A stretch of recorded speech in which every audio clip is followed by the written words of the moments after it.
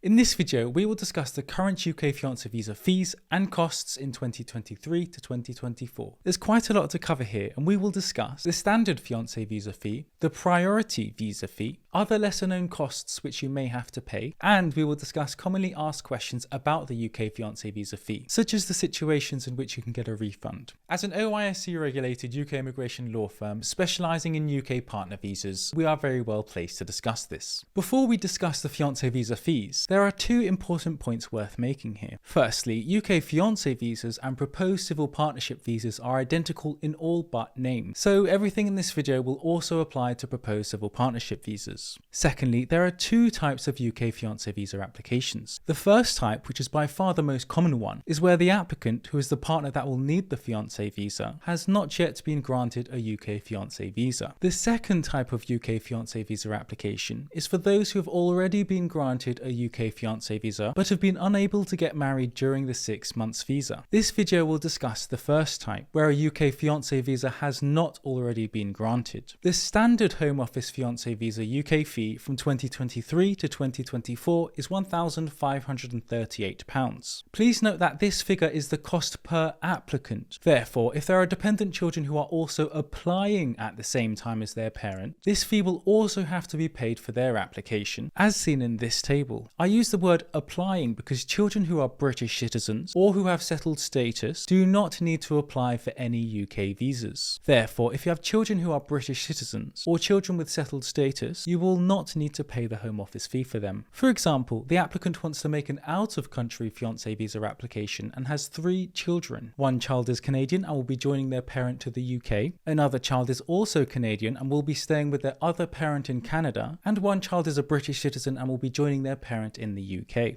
In this example, there will be one dependent child applying, the Canadian child who will be joining their parent to the UK. So the total standard Home Office fee will be £3,076. The priority fiancé visa fee is an additional yet optional service which will reduce the processing time for a fiancé visa application. Ordinarily, this service is available for an additional £573, resulting in a total Home Office fee cost of £2,111, and reduces the processing time to 30 working days. Whilst the priority service was previously suspended due to the Home Office's Ukraine response, this was reintroduced for new applications on the 20th of February 2023 and is now generally available. Feel free to read our fiancé visa processing time article on our website www.migrate.org.uk for an up-to-date account of the current processing times and whether the priority service is available. Let's now discuss when the standard or priority Home Office fee is paid, not only because it will be good for you to know beforehand, but also because this date has a very special significance.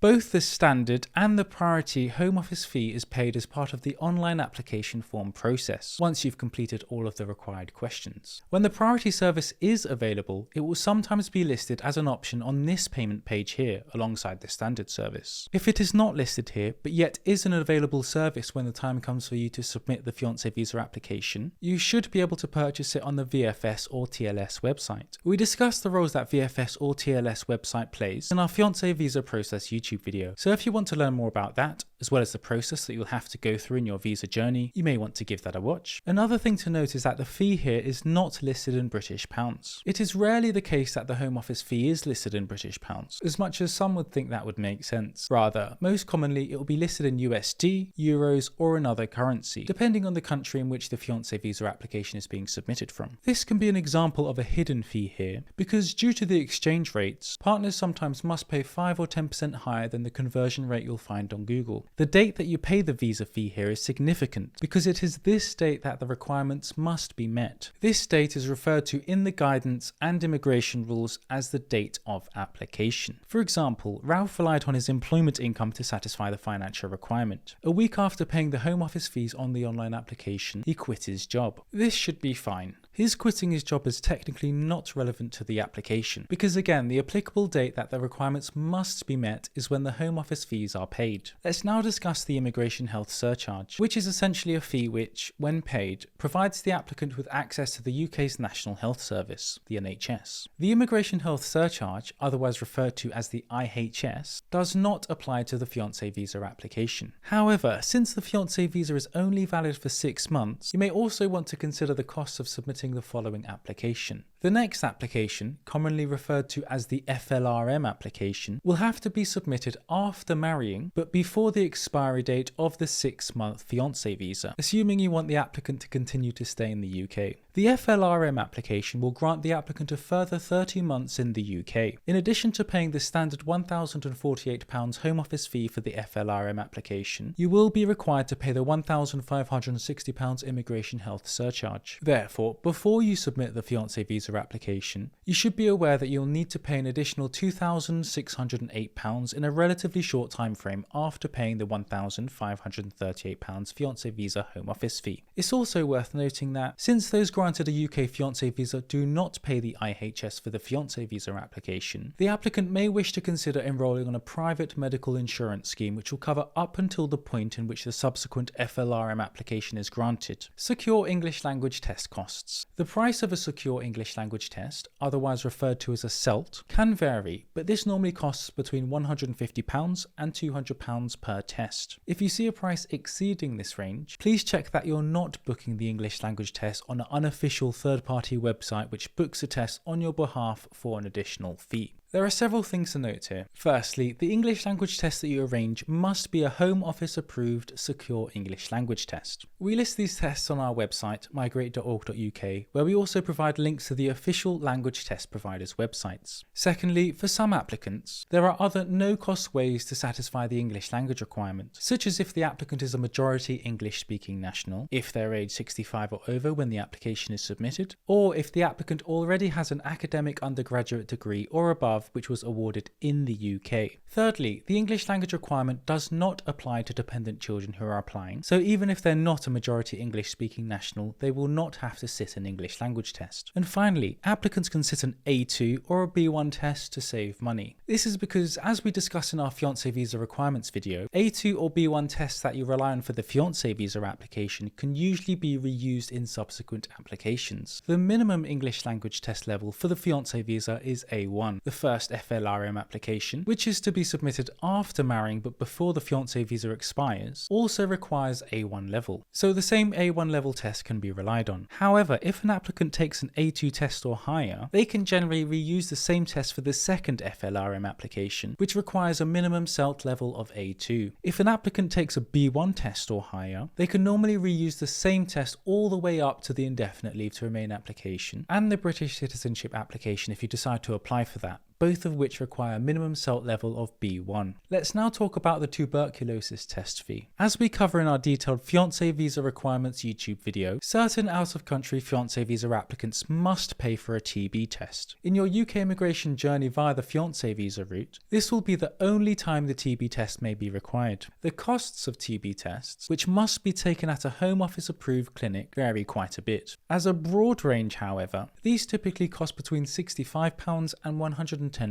And just like the Home Office fee, where required, certain dependent children who are also applying will need to pay for a TB test. We will now discuss the other added value services. The first thing to note is that the other added value services vary by location. Depending on where the application is submitting their application from, they'll be dealt with by VFS or by TLS. Both the VFS and TLS websites list the available added value services for each visa centre on their website, so I'd recommend checking that out. Two of the most popular added value services here are the Keep My Passport service, which generally costs between £50 and £75 depending on the visa centre, and the document scanning service, which tends to cost between £15 and £95. The Keep My Passport service is one of the few added value services that partners do not regret purchasing, as this can be rather useful if the applicant wants to travel, whether overseas or to the UK, if they have the proper documentation to do so. Regarding the document scanning service, we generally do not recommend this, as partners tend to prefer self-uploading, which, unlike the document scanning service, does not come with any additional costs. Fiance visa fee refunds. Let's now discuss the situations in which the fiance visa fee will be refunded. Firstly, fiance visa fee refunds are not issued if the application is refused. But what about withdrawn applications? Well, this depends on when the application is withdrawn. withdrawn. If the application is withdrawn before the applicant attends the visa centre appointment, a refund will be issued. If, however, the application is withdrawn after the applicant attends the visa centre appointment, a refund will not normally be issued. For more information about the Fiance visa process, feel free to check out our Fiance visa process YouTube video. For more information about the Fiance visa requirements, we also have a comprehensive video for that too. If you want us to create more videos about the Fiance visa and the subsequent partner visa applications you'll have to submit, feel free to let us know by liking the video, by subscribing, and by letting us know in the YouTube comments.